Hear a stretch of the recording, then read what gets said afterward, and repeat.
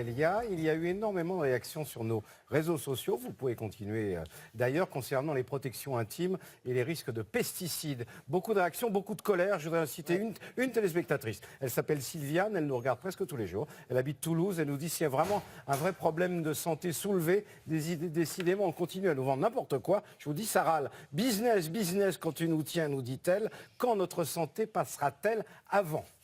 Alors, le souci, justement, c'est pas mal qu'elle soulève le problème du business, des protections intimes, parce qu'il faut savoir une chose que je viens d'apprendre, c'est que les serviettes jetables et les tampons jetables appartiennent au marché de la papeterie. Ça veut dire qu'il n'y a pas de mise, vous le savez, de réglementation de mise en vente. On peut faire n'importe quoi, et c'est ça le problème. Et pourtant, on les utilise dans une partie qui est très intime, puisque ça s'appelle des protections intimes.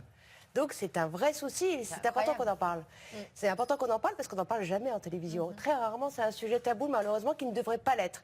Et ça devrait être un sujet de société, un sujet de consommation comme aujourd'hui, mais un sujet qui peut aussi aborder la beauté. Parce que la protection intime jetable est un vrai souci. Alors ça a été une participation à la révolution de la femme, mais c'est aujourd'hui ce qui participe aussi à peut-être une hygiène de vie moins sûre, plus nocive. Et justement, je me suis posé la question, qu'est-ce que vont devenir ces protections intimes? Est-ce qu'elles valent le coup de dépenser? Parce qu'il faut savoir qu'on dépense quand même dans le budget. Je parle, je suis désolée, je ne vous ai pas parlé, laissé parler Sophie, mais parce que c'est vraiment un enjeu de société. On parle d'un budget annuel de 2000 € sont consacrés pour une femme dans les protections intimes. On couche dans une vie, c'est énorme, c'est un budget énorme. Consacré au... Oui, alors comment je peux le dire? On consacre au cours de sa vie aux protections intimes 2000 €. Et ça concerne chaque Française. Et il y a 16 millions de Françaises qui sont concernées par ce sujet. Alors c'était important qu'on en parle aujourd'hui. Je vous laisse découvrir pourquoi ça peut être dangereux, vraiment dangereux. 1930, le premier tampon jetable voit le jour. Il faudra attendre les années 70 pour que les premières serviettes adhésives jetables arrivent en rayon. Une véritable révolution pour la femme.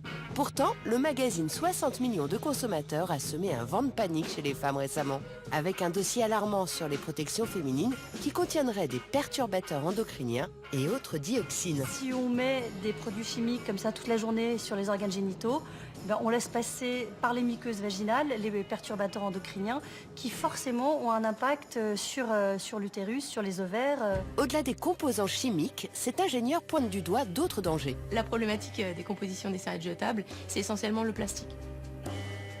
C'est pas respirant, donc ça veut dire que l'humidité va rester stagnante, qu'on va développer mycose, irritation, démangeaison. La problématique de la composition des tampons, c'est la rayonne qui est un abrasif qui vient provoquer des micro-lésions au niveau du vagin, qui fait une porte ouverte à l'ensemble des bactéries. Quand on met dans un petit verre d'eau, vous pouvez faire le test à la maison, vous secouez un petit peu et vous allez avoir les petits fils qui partent. Et ces petits fils, en fait, vont rester stockés dans les petites aspérités du vagin et donc développer des infections. Le problème avec les protections hygiéniques jetables, c'est qu'il n'y a pas d'autorisation de mise sur le marché. Ce qui veut dire qu'il n'y a aucune obligation de mettre la composition sur l'emballage. Alors faut-il peut-être se tourner vers ce logo, la certification GOTS, qui garantit l'origine biologique des fibres textiles pour présenter moins de risques pour la santé. Malheureusement, peu de marques classiques l'ont adopté. Alors que penser du durable? Si la coupe menstruelle intéresse de plus en plus les Françaises, notre ingénieur a mis au point des serviettes hygiéniques lavables et réutilisables. Les serviettes absorbantes donc, sont en coton bio, dessus, une certification GOTS. À l'intérieur, c'est très fin et très absorbant. On a travaillé le textile pour que le flux aille vers la membrane du dessous, qui est une membrane imperméable et respirante, pour s'évacuer rapidement avec la respirabilité. Elle s'utilise comme une serviette classique, il suffit de la passer sous l'eau ou en machine. Écologique, pratique et surtout économique. C'est à peu près 1 € le cycle. Donc c'est 50% d'économie pour les jetables, pour les règles, et 90% d'économie pour les fuites urinaires. Ce qui m'a agréablement étonnée, je dois dire, c'est avant tout le confort. Il y a une grande diversité de tailles. Alors je sais pas si je peux vous montrer peut-être. Enfin voilà, c'est vrai que c'est un peu flippant comme taille, comme ça, peut-être visuellement, mais en milieu de cycle, pour la nuit, honnêtement, moi j'ai gagné vraiment en confort, en sérénité. Voilà, on peut dormir sur le dos, sur le ventre, un pied à gauche, un pied à droite. Voilà, on a une belle qualité de sommeil. Et honnêtement, moi j'ai gagné quelque chose que j'avais jamais connu, même quand j'étais ado. La serviette lavable serait-elle l'avenir de la protection intime? Ne serait-ce pas contre-courant du confort moderne? Et pourquoi pas? Parfois, la course à l'innovation a ses limites et n'offre pas toujours le meilleur aux femmes. Bon, voilà un vrai reportage d'utilité publique. Ça, c'est sûr. Alors, qu'est-ce que vous nous proposez comme palliatif?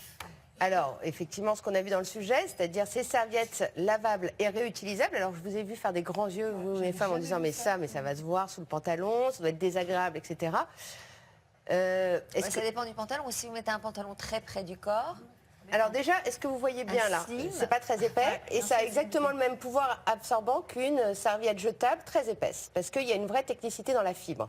La fibre naturelle. Et ça, c'est important, de la fibre naturelle. Est-ce que vous avez remarqué une petite chose? Quand vous achetez un string, un slip en nylon, est-ce que vous avez quand même remarqué qu'au fond de ces culottes et de ces slips, il y a quand même un petit peu de coton autour? C'est une obligation. Parce que ça touche à notre intimité. Et ben, pourquoi ça n'existerait pas dans nos protections? C'est pas le cas de nos protections intimes. Là, c'est le cas, c'est du coton Ecotex. Alors, c'est une certification très spéciale en plus. C'est vraiment la sécurité absolue. donc ça se lave et c'est Ça se lave, réutilisable. ça se passe sous l'eau et c'est réutilisable. Et, Ce que je vous on trouve ça où? Alors, on trouve ça sur Internet, j'espère que dans les boutiques bio, j'espère que ça va vraiment se développer un peu partout. Je veux juste vous dire, on a l'impression vraiment que c'est rétrograde tout ça. On ne va pas se mettre à laver nos serviettes. Effectivement, il y a une vraie révolution dans la protection intime. En 1900, par exemple, au départ, juste que vous ayez une image, comment a évolué ces protections intimes au cours du siècle. En 1900, c'était des ceintures sanitaires. On a une petite image, c'était un petit morceau de lin qu'on mettait comme ça. Enfin, c'était pas très pratique. En 1930-1936, Et avant, on ne se protégeait pas du tout. alors, il y a eu plein de choses. Il y avait les Égyptiennes qui mettaient, par exemple, des feuilles ou de la fibre de lin. Il y avait plein de méthodes de la terre. Non, il y a eu plein de méthodes pour se protéger, mais voilà ce qui s'est passé en France. Dans les années 30 sont arrivés aux États-Unis, par l'apparition des États-Unis, les premiers tampons avec une grande marque que je ne vais pas citer, mais que vous connaissez tous, qui est presque le monopole sur le marché. Donc, c'était les premiers tampons avec un applicateur carton. Après, on a eu dans les années 40 les tampons sans applicateur, parce que les femmes se sont mises à travailler, elles voulaient plus de praticité. Après, ce n'est qu'après que sont arrivées les serviettes jetables. C'est marrant, on ne le savait pas. Après, c'est le tampon avec applicateur plastique dans les années 70. Alors, il faut penser à ce plastique qu'on met quand même à l'intérieur de notre utérus. C'est quand même un contact très mauvais avec notre hygiène. Et puis, dans les années 90, ces serviettes, vous savez, que ces petits rebords, les petites érelles là, pour qu'on évite les petites fuites. Et puis, en 2010, la cup. Alors, voilà, les alternatives, aujourd'hui, je vous le dis, c'est la cup. La cup, alors vous allez me dire, c'est encore de la matière plastique. Ça s'appelle la cup, La ça cup, c'est ce qu'on va voir là. On a une petite image. C'est ce qu'on met effectivement dans le vagin. C'est du plastique chirurgical. Donc, je pense que pour le coup, à l'inverse de l'industrie du papier, là, c'est médicalement prouvé qu'il n'y a pas d'incidence sur notre anatomie. Je suis désolée, j'avoue mon ignorance. C'est quoi ça? Et ben la cup, c'est ce que vous allez mettre, c'est un petit réceptacle qui va recevoir ce que vos règles au cours de votre cycle. Ça a changé toutes les 6-8 heures, ça s'écoule après dans le lavabo, ça se nettoie et ça se remet. C'est durable et c'est moins nocif pour notre flore intime. Et alors donc ça, la cup, on le trouve déjà en on le grande trouve surface? oui, vous le trouvez en pharmacie et vous la trouvez aussi dans les grandes surfaces, effectivement, et dans les magasins bio. Et puis voilà, et puis la serviette lavable qui, pour moi, ces deux produits me paraissent être une alternative à tout ce qu'on voit sur le marché. Et puis il y a un autre mouvement dont je voulais vous parler, mais qui est encore... Mais est-ce qu'on peut imaginer que ce sera bientôt commercialisé en grande surface? Je le souhaite. Aujourd'hui, vous pouvez le trouver sur Internet et vous pouvez le trouver aussi dans les magasins bio.